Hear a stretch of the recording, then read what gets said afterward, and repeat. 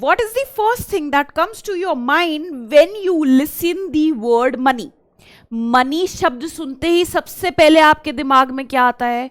क्या ये जो मेरे पीछे बने नोट है कुछ ऐसा सा दिमाग में आता है, या ऐसे कुछ नोट आपके दिमाग में आते हैं जैसे ही हम ये शब्द सुनते हैं मनी? अगर मनी की डेफिनेशन के अकॉर्डिंग जाएं, so money is anything that can be used as a medium of exchange. कोई भी ऐसी चीज जिसको हम एक्सचेंज करके कोई दूसरी चीज पा सकते हैं उसको मनी कहते हैं। तो अगर मैं घोड़े को बदल के गाड़ी ले आऊं या गेहूं को बदल के सोना ले आऊं, तो क्या ये घोड़ा और ये गेहूं को हम मनी कहला सकते हैं? हो गए ना कंफ्यूज? तो बस आज के वीडियो में हम इसी कंफ्यूजन को दूर करने वाले हैं। So welcome to the world of UPSC Wallah. मेरा नाम नानकी बवेजा है। आज से हम एक नई सीरीज की शुरुआत कर रहे हैं जहां हम ऐसे ही छोटे छोटे कॉन्सेप्ट जो हमें शुरू से पता है लेकिन थोड़ी सी और क्लैरिटी चाहिए उनके बारे में बात करेंगे। मंडे टू फ्राइडे हम मिला करेंगे यूट्यूब पे इन ऐसे छोटे मोटे कॉन्सेप्ट्स को तोड़ते हुए, मरोड़ते हुए और बहुत ही ज्यादा डेप्थ में समझते हुए। अब आज हम क्या बात करने वाले हैं? आज हम उसी कंफ्यूजन को मिटाने वाले हैं जो अभी अभी मैंने आपके दिमाग में क्रिएट करी है, which is respect to money. कि मनी है क्या आखिरकार में, और क्या फंक्शंस है मनी के, किस तरीके से जो मनी है उसका इवोल्यूशन हुआ है। तो स्टार्ट करते हैं सबसे पहले इसकी डेफिनेशन से। तो डेफिनेशन अगर देखें so anything that can be exchange, anything that can be used as a medium of exchange. कोई भी ऐसी चीज, कोई भी ऐसा गुड हो सकता है, कोई भी ऐसा सामग्री हो सकती है, कोई भी ऐसा पदार्थ हो सकता है जिसको हम अगर एक्सचेंज करके कोई दूसरी वस्तु या पदार्थ पा सकते हैं उसको हम मनी कह सकते हैं। तो अगर इस डेफिनेशन के हिसाब से जाएं तो अगर हम ये घोड़े को बदल के गाड़ी खरीद के ला रहे हैं और इस गेहूं को बदल के गोल्ड लेके आ रहे हैं, तो क्या ये मनी कहलाया जा सकता है? यस, बिकॉज मनी की डेफिनेशन ये है कि anything that can be used as a medium of exchange. एक दूसरे से एक्सचेंज करने के लिए कोई चीज अगर यूज हो रही है तो उसको मनी कहते हैं, भले ही वो घोड़ा हो या वो गधा हो या वो गेहूं हो या सोना हो। हैरान हो गए ना? तो चलिए आइए बात करते हैं थोड़ा सा और डिटेल में। आपने ये वर्ड अगर सुना हो, बार्टर सिस्टम, वस्तु विनिमय प्रणाली।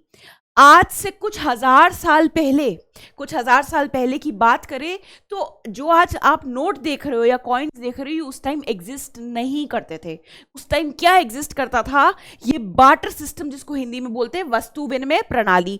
इसमें क्या होता था कि अगर मुझे चावल खरीदने और मेरे पास केले हैं तो मैं बाजार में जाऊंगी और मैं एक ऐसे बंदे को ढूंढूंगी जिसके पास चावल हो और उसको रिटर्न में क्या चाहिए हो? केले चाहिए हो। ठीक है ना? तो वहां पे क्या होता था? गुड्स का आदान प्रदान होता था। गेहूं के बदले घोड़ा मिल जाता था, पेट्रोल के बदले चांदी मिल जाती थी, और ऐसे ही चलता रहता था। और ऐसे ही सिस्टम को बोलते हैं बार्टर सिस्टम।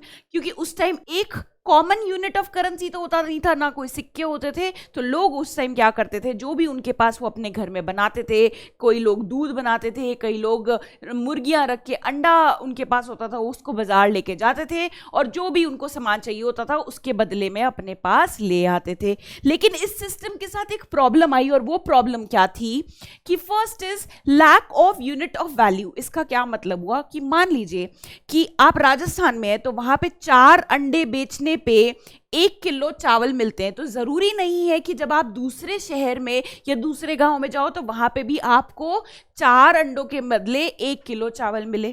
तो कुछ भी एक फिक्स नहीं था, एक कॉमन यूनिट ऑफ वैल्यू नहीं थी। ठीक है। दूसरी प्रॉब्लम क्या थी? Lack of double coincidence of want.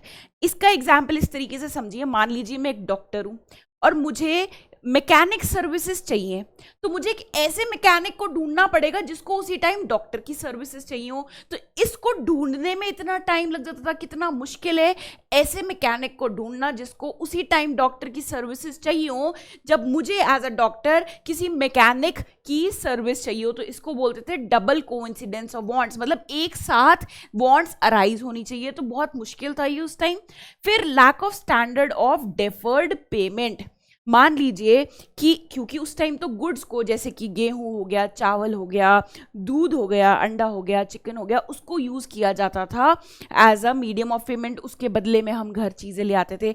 तो मान लीजिए कि हमें बाद में पेमेंट करनी है। मान लीजिए सुबह मेरे पास दूध आया, तो शाम तक, उस टाइम तो जब रेफ्रिजरेटर होते नहीं थे, है ना, तो अब शाम को मुझे पेमेंट करनी है, तब तक तो वो दूध खराब हो जाएगा। तो जब कोई बाद की पेमेंट, कोई हो सकता है 1-2 दिन बाद की पेमेंट करनी है, तो उस टाइम ये जो गुड्स हैं ये खराब हो जाते थे और ये कोई भी पर्पस सर्व नहीं करते थे। और लास्ट प्रॉब्लम जो बार्टर सिस्टम के साथ थी कि lack of store of value. आपने हमेशा देखा होगा कि हम कुछ पैसे हमेशा बचा के रखते हैं कि कल को कोई आपदा आ गई, कोई दिक्कत आ गई, तो इस पैसे को यूज करके हम अपनी जो दुख तकलीफ है उसको मिटा सकते हैं। बट अब जो गुड्स होते हैं, जो ये खाने के पदार्थ थे, खाने की सामग्री थी, इनकी तो लिमिटेड शेल्फ लाइफ है। लिमिटेड शेल्फ लाइफ का मतलब ये कुछ टाइम के बाद खराब हो जाएंगे।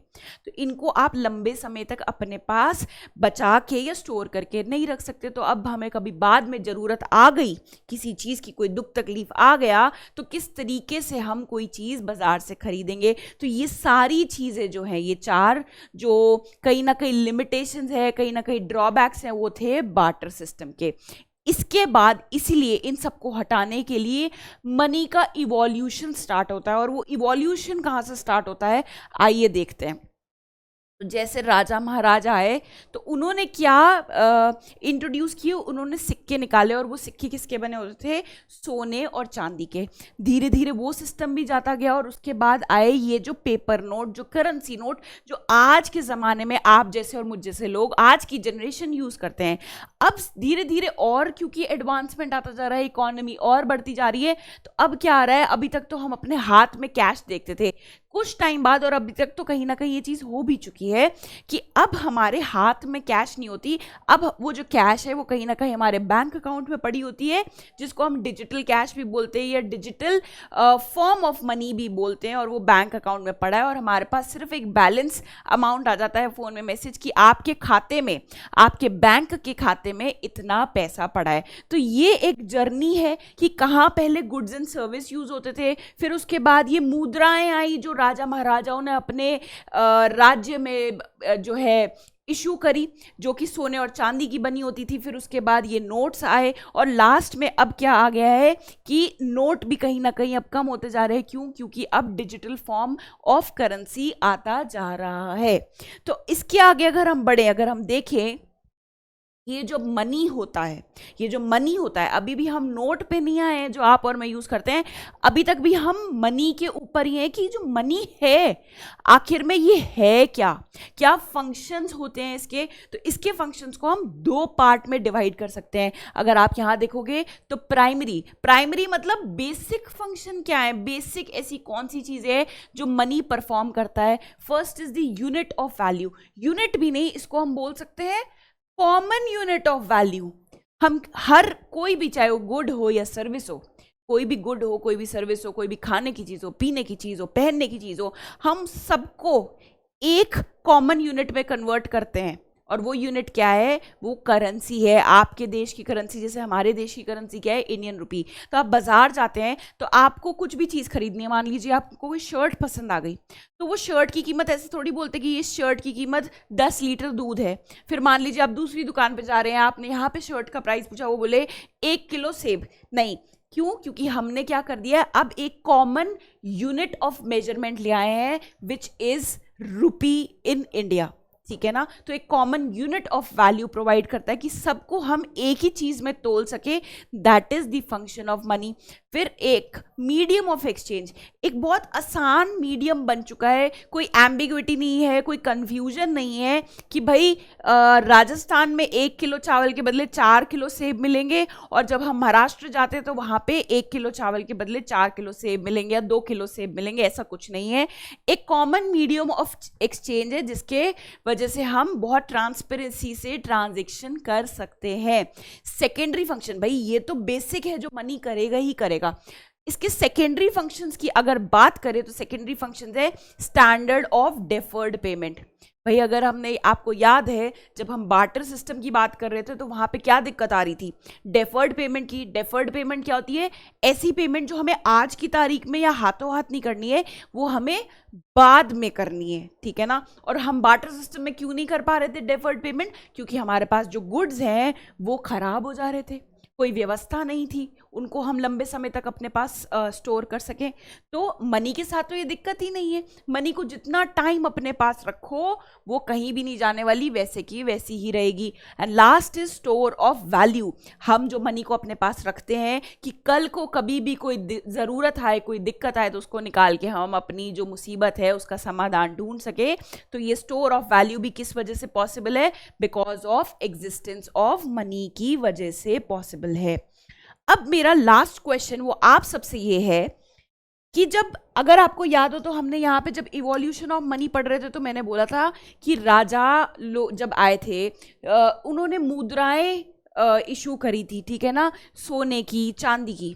तो वो जो सिक्का होता था वो जितनी चांदी का, उसमें जितनी चांदी लगी होती थी बनने के लिए उसकी वैल्यू भी उतनी होती थी, ठीक है ना। अगर सोने का सिक्का है तो जितना सोना इस्तेमाल हुआ है उस मुद्रा को बनाने में उसकी वैल्यू भी उतनी ही लगा दी जाती थी। तो मुद्राएं जो होती थी उस टाइम की, जो कॉइन्स होते थे, वो अपनी वैल्यू कैसे डिराइव करते थे, वो अपनी वैल्यू, भाई जितना सोना लगा है, जितना कोई भी मेटल लगा है, कोई भी धातु लगा है उसको बनाने में, उससे उसकी वैल्यू निकाल दी जाती थी, ठीक है।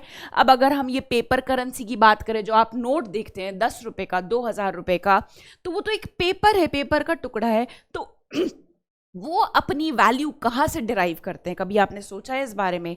तो वो अपनी वैल्यू डिराइव करते हैं by the promise of the government. अगर आपने अपना नोट, कोई सा भी नोट उठा के देखें तो आपने अगर उसको ध्यान से देखा हो, उसके ऊपर लिखा होता है I promise to pay the bearer a sum of money. जितने भी का नोट है उस पे जो हमारे गवर्नर होते हैं आरबीआई का, उसके ऊपर उनका प्रॉमिस होता है कि इसके धारक को, मतलब नोट का जो होल्डर है उसको मैं उतने पैसे दूंगा जितना नोट के ऊपर लिखा है। तो जितनी भी करेंसी होती है आज के टाइम में, चाहे वो कोई भी देश हो, वो अपनी वैल्यू कहाँ से डिराइव करती है, बाय दी गवर्नमेंट। गवर्नमेंट ने जो बैकिंग दे रखी है, गवर्नमेंट ने जो प्रॉमिस कर रखा है कि भाई जो इसका धारक है, जो इस करेंसी नोट का होल्डर है, उसको मैं, जब वो मेरे पास प्रेजेंट करेंगे तो उसको मैं इतनी वैल्यू रिटर्न में या उसके इक्विवेलेंट वैल्यू रिटर्न में प्रोवाइड करूंगा। So that is how the money in the current world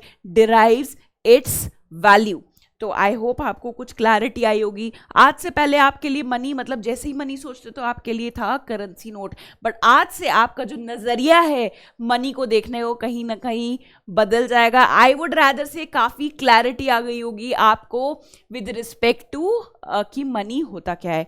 इसी तरीके से हम रोज़ मिला करेंगे मंडे टू फ्राइडे अपने यूट्यूब चैनल यूपीएससी वाला पे, कॉन्सेप्ट्स को तोड़ते मरोड़ते हुए। Till then, stay blessed and all the best to all of you.